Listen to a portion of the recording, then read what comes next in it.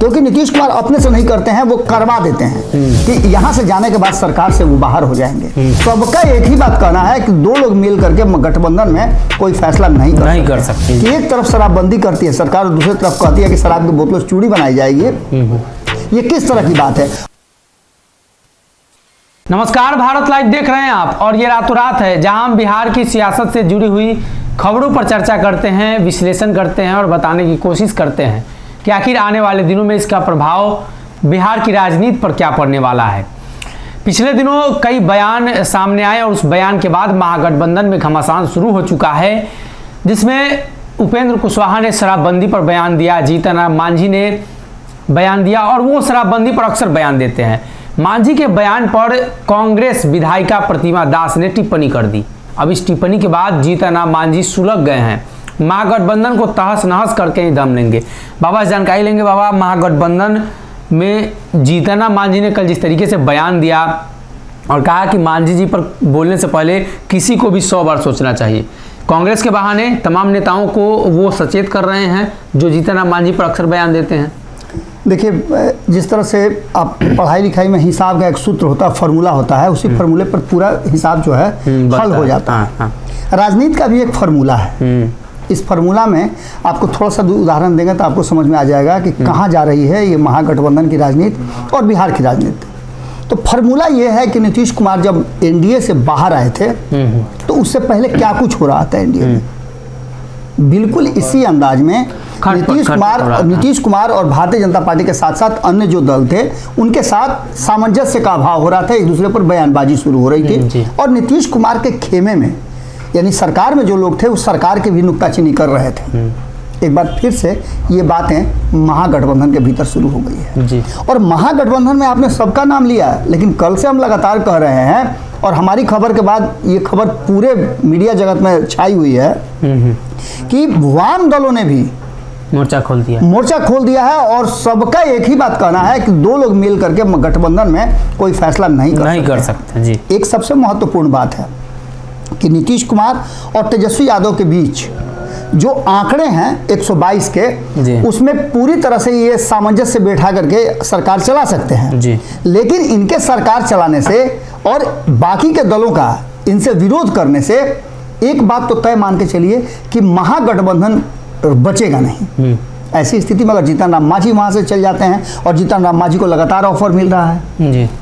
उपेंद्र कुशवाहा की बात आपने कही दी कि उपेंद्र कुशवाहा क्या कर रहे हैं जी। कांग्रेस ने इन सारी बातों पर अपनी मुहर लगा ही दी और वाम दल जो हैं वो अपना एंगल लेकर चल रहे हैं। मुकेश सहनी जो महागठबंधन में इन करना चाहते थे उनके लिए एंट्री नहीं मिली जी। ये सारी बातें कहीं ना कहीं घुमा फिरा करके एक बात नजर आ रहा है कि जिस तरह से महागठबंधन में सब कुछ चल रहा है वो इशारा कर रहा है कि तेजस्वी की एक बार फिर से, और ये हो सकता है कि इसके पीछे नीतीश कुमार की भी एक बड़ी रणनीति हो, कारण कि नीतीश कुमार जो कुछ भी करते हैं तो हल्ला करके थोड़े करते हैं, वो तो चुपचाप साइलेंटली सब कुछ कर देते हैं। उनको पता भी नहीं चला भारतीय जनता पार्टी को उन्होंने पाला बदल लिया।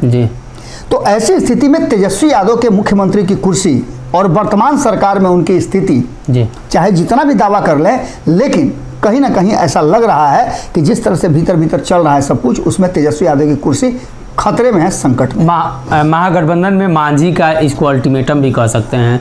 आखिर जीतन राम मांझी हर बार इस तरह के बयान देते हैं, लेकिन अब कांग्रेस ने जो प्रतिक्रिया दी है उस प्रतिक्रिया पे जीतन राम मांझी की तरफ से जो बवाली बयान आया है और दानिश रिजवान ने कहा है कि जीतन राम मांझी के बारे में बोलने से पहले सोचना चाहिए, आपका पोल खुलने लगेगा तो बहुत कुछ खुल जाएगा। किस पोल खोलने की बात कह रहे हैं? देखिए, सबसे बड़ी बात है कि इस राज्य में जब से 2016 से शराबबंदी लागू हुई है तब से नीतीश कुमार लोगों के निशाने पर है जी।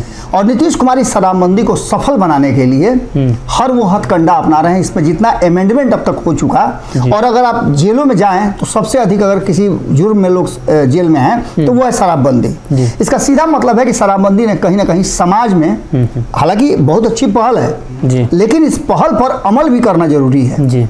या लोगों को जागरूक करने के लिए आपने चेन तो बना लिया जी, लेकिन एक चेन आपने अपने समाज में नहीं बनाया, और वो चेन था कि जो अवैध इसका कारोबार कर रहे हैं, उस पर रोक, जो तस्करी कर रहे हैं, उस पर हमने कल भी आपको याद होगा कि बताया था कि एक तरफ शराबबंदी करती है सरकार और दूसरी तरफ कहती है कि शराब की बोतलों से चूड़ी बनाई जाएगी।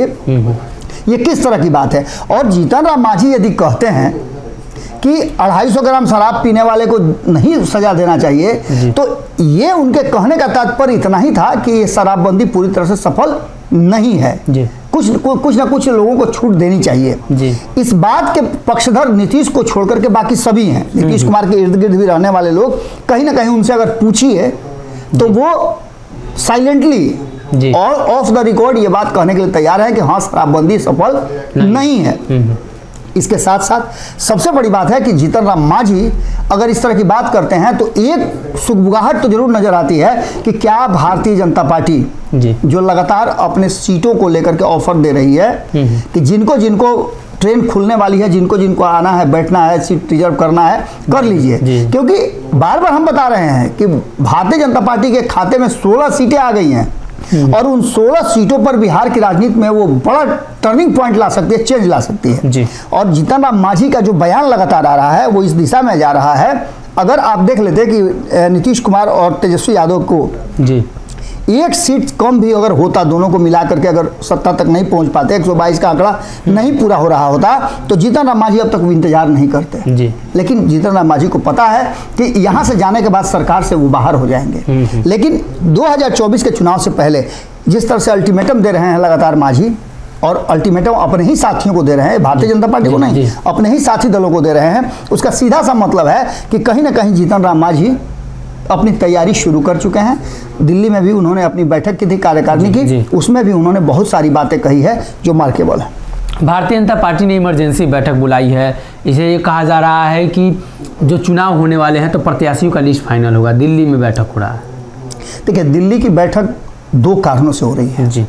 पहला तो ये कि बिहार में हो क्या रहा है और बिहार के जो नेता हैं, शीर्ष नेतृत्व, वो क्या कर रहे हैं, इस पर कैसे वो पकड़ बनाएंगे और आने वाला जो कुर्नी का चुनाव है उसमें सफलता प्राप्त करेंगे। क्योंकि एक चीज तो फायदेमंद नजर आई है भारतीय जनता पार्टी को कि महागठबंधन बनने के बाद भी, इतना सब कुछ दावा करने के बाद भी, एक तरफ जहां गोपालगंज की सीट वो जीत पाई है, चूंकि वहां के वोटों का कोई अंतर नहीं पड़ा है, बहुत ज्यादा वोट का अंतर नहीं पड़ा है, तेजस्वी यादव के जाने से तेजस्वी यादव को वोट ज्यादा मिला है, ये बातें तय है। लेकिन वहां जो वोट पहले से मिलता आ रहा है भारतीय जनता पार्टी को, वोट उससे कम नहीं मिले हैं। इसका मतलब है कि भारतीय जनता पार्टी का जो जनाधार है, जो वोट बैंक है, वो स्टेबल है। लेकिन दूसरी तरफ देखने में मिल रहा है कि वोट तो इधर भी लगभग उतना ही आया है जितना पहले से आता रहा है मोकामा में, लेकिन भारतीय जनता पार्टी का वोट बढ़ना इस बात की तरफ इशारा कर रहा है कि भारतीय जनता पार्टी लगातार नीतीश कुमार और तेजस्वी यादव के जो दावे हैं उसको झुठला रही है। और यही कारण है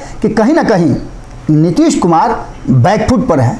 पहला कारण ये, और दूसरा सबसे महत्वपूर्ण कारण है कि नीतीश कुमार के पार्टी के भीतर, आपको याद होगा 2 दिन पहले ही संपादक नमन मिश्रा जी ये बात बता रहे थे कि किस तरह से महागठबंधन के अंदर आपसी खींचतान शुरू हो गई है, वर्चस्व की लड़ाई शुरू हो गई है। और सतीश कुमार से आपको याद होगा 2 दिन पहले जब मैं बात कर रहा था, जो नीतीश कुमार के कभी बहुत करीबी रहे हैं, अभी लोक जनशक्ति पार्टी में हैं, उन्होंने ये बात कही थी कि जिस तरह से नीतीश कुमार ने मुझे अलग किया, मेरे बाद शरद यादव को अलग किया, आरसीपी सिंह को अलग किया, और ये सारे लोग वही हैं जो कभी अपने सीनियर्स को अलग करने के जिम्मेवार रहे हैं। क्योंकि नीतीश कुमार अपने से नहीं करते हैं, वो करवा देते हैं, इस तरह का माहौल बना देते हैं कि आपको मजबूर होकर के पार्टी से बाहर का रास्ता देखना ही पड़ेगा।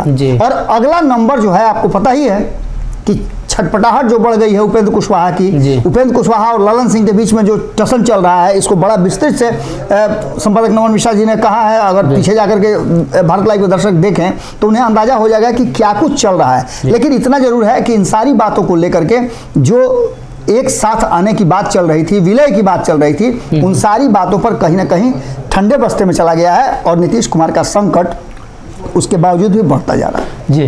तो भारतीय जनता पार्टी इमरजेंसी बैठक के माध्यम से स्पष्ट करना चाहती है, उधर तेजस्वी की कुर्सी पर संकट है मांझी के अल्टीमेटम की वजह से, और ये चर्चा है। और नीतीश कुमार भी खतरे की घंटी के बीचों बीच हैं, इसलिए कि महागठबंधन में जीतन राम मांझी ने जब विद्रोह किया है तो उनके विद्रोह के बाद ये तय है कि जीतन राम मांझी को शांत कराने के लिए नीतीश कुमार को आगे आना होगा।